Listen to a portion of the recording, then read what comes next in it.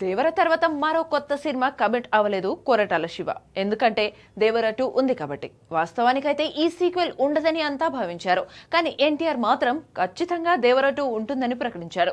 కాబట్టి కాస్త లేట్ అయినా కూడా దేవర 2 రావడం మాత్రం గ్యారంటీ.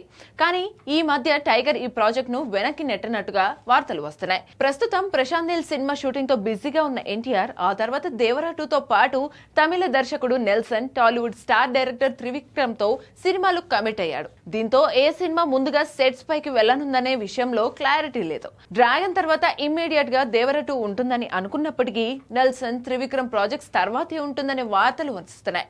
ఈ నేపథ్యంలో కొరటాల శివ మరో స్టార్ హీరోతో సినిమాలు ప్లాన్ చేస్తున్నట్టుగా తెలుస్తోంది. గతంలోనే ఈ వార్తలు వచ్చినప్పటికీ లేటెస్ట్ గా మాత్రం అక్కినేని హీరో నాగ చైతన్యకు ఓ స్టోరీ చెప్పాడట కొరటాల. అది పవర్ఫుల్ మాస్ స్టోరీ అని తెలుస్తోంది.